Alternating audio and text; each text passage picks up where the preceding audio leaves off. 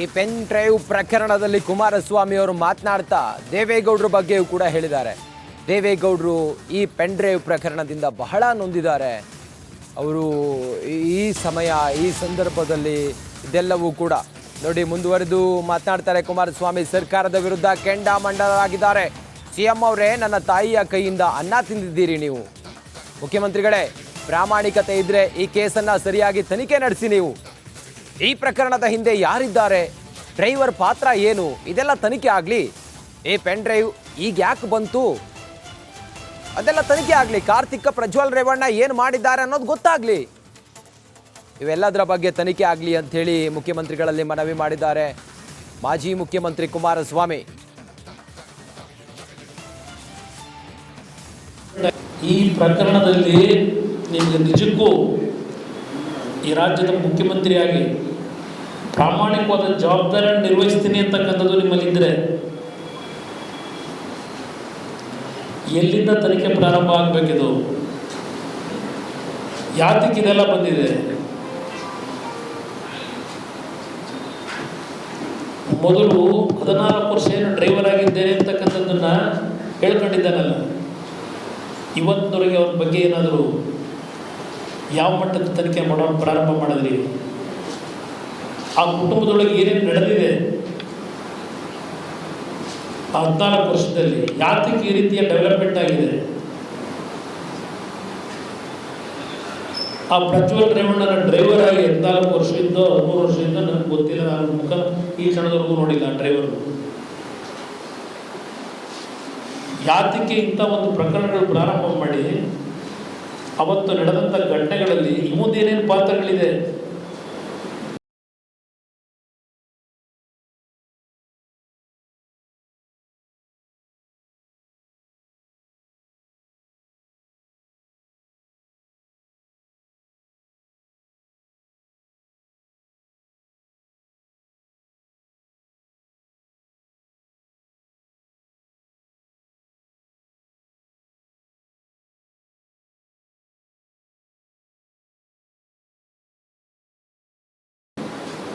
ಈ pen drive ಯಾತಕ್ಕೆ ಬಂದಿದೆ ಇವತ್ತು?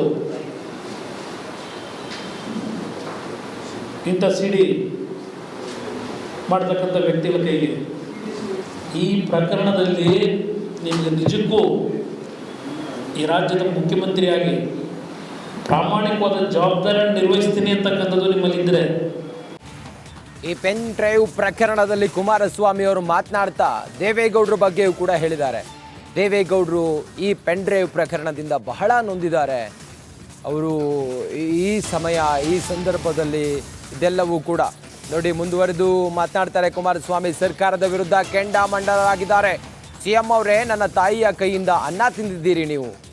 ಮುಖ್ಯಮಂತ್ರಿಗಳೇ, ಪ್ರಾಮಾಣಿಕತೆ ಇದ್ರೆ ಈ ಕೇಸನ್ನ ಸರಿಯಾಗಿ ತನಿಖೆ ನಡೆಸಿ. ನೀವು ಈ ಪ್ರಕರಣದ ಹಿಂದೆ ಯಾರಿದ್ದಾರೆ, ಡ್ರೈವರ್ ಪಾತ್ರ ಏನು, ಇದೆಲ್ಲ ತನಿಖೆ ಆಗಲಿ. ಈ ಪೆನ್ ಡ್ರೈವ್ ಈಗ ಯಾಕೆ ಬಂತು ಅದೆಲ್ಲ ತನಿಖೆ ಆಗಲಿ. ಕಾರ್ತಿಕ್ ಪ್ರಜ್ವಲ್ ರೇವಣ್ಣ ಏನು ಮಾಡಿದ್ದಾರೆ ಅನ್ನೋದು ಗೊತ್ತಾಗಲಿ. ಇವೆಲ್ಲದರ ಬಗ್ಗೆ ತನಿಖೆ ಆಗಲಿ ಅಂತ ಹೇಳಿ ಮುಖ್ಯಮಂತ್ರಿಗಳಲ್ಲಿ ಮನವಿ ಮಾಡಿದ್ದಾರೆ ಮಾಜಿ ಮುಖ್ಯಮಂತ್ರಿ ಕುಮಾರಸ್ವಾಮಿ. ಈ ಪ್ರಕರಣದಲ್ಲಿ ನಿಮಗೆ ನಿಜಕ್ಕೂ ಈ ರಾಜ್ಯದ ಮುಖ್ಯಮಂತ್ರಿಯಾಗಿ ಪ್ರಾಮಾಣಿಕವಾದ ಜವಾಬ್ದಾರಿಯನ್ನು ನಿರ್ವಹಿಸ್ತೀನಿ ಅಂತಕ್ಕಂಥದ್ದು ನಿಮ್ಮಲ್ಲಿದ್ದರೆ ಎಲ್ಲಿಂದ ತನಿಖೆ ಪ್ರಾರಂಭ ಆಗಬೇಕಿದು? ಯಾತಕ್ಕೆ ಇದೆಲ್ಲ ಬಂದಿದೆ? ಮೊದಲು 14 ವರ್ಷ ಏನು ಡ್ರೈವರ್ ಆಗಿದ್ದೇನೆ ಅಂತಕ್ಕಂಥದ್ದನ್ನು ಹೇಳ್ಕೊಂಡಿದ್ದಾನಲ್ಲ, ಇವತ್ತಿನವರೆಗೆ ಅವ್ರ ಬಗ್ಗೆ ಏನಾದರೂ ಯಾವ ಮಟ್ಟದ ತನಿಖೆ ಪ್ರಾರಂಭ ಮಾಡಿದ್ರಿ? ಆ ಕುಟುಂಬದೊಳಗೆ ಏನೇನು ನಡೆದಿದೆ ಆ 14 ವರ್ಷದಲ್ಲಿ? ಯಾತಕ್ಕೆ ಈ ರೀತಿಯ ಡೆವಲಪ್ಮೆಂಟ್ ಆಗಿದೆ? ಆ ಪ್ರಜ್ವಲ್ ರೇವಣ್ಣನ ಡ್ರೈವರ್ ಆಗಿ 14 ವರ್ಷದಿಂದ 13 ವರ್ಷದಿಂದ ನನಗೆ ಗೊತ್ತಿಲ್ಲ, ನಾನು ಮುಖ ಈ ಕ್ಷಣದವರೆಗೂ ನೋಡಿಲ್ಲ ಆ ಡ್ರೈವರ್. ಯಾತಕ್ಕೆ ಇಂಥ ಒಂದು ಪ್ರಕರಣಗಳು ಪ್ರಾರಂಭ ಮಾಡಿ ಅವತ್ತು ನಡೆದಂಥ ಘಟನೆಗಳಲ್ಲಿ ಈ ಮುಂದೆ ಏನೇನು ಪಾತ್ರಗಳಿದೆ? ಈ ಪೆನ್ ಡ್ರೈವ್ ಯಾತಕ್ಕೆ ಬಂದಿದೆ ಇವತ್ತು? ಇಂಥ ಸಿಡಿ ಮಾಡ್ತಕ್ಕಂಥ ವ್ಯಕ್ತಿಗಳ ಕೈಗೆ. ಈ ಪ್ರಕರಣದಲ್ಲಿ ನಿಮಗೆ ನಿಜಕ್ಕೂ ಈ ರಾಜ್ಯದ ಮುಖ್ಯಮಂತ್ರಿಯಾಗಿ ಪ್ರಾಮಾಣಿಕವಾದ ಜವಾಬ್ದಾರಿಯನ್ನು ನಿರ್ವಹಿಸ್ತೀನಿ ಅಂತಕ್ಕಂಥದ್ದು ನಿಮ್ಮಲ್ಲಿದ್ದರೆ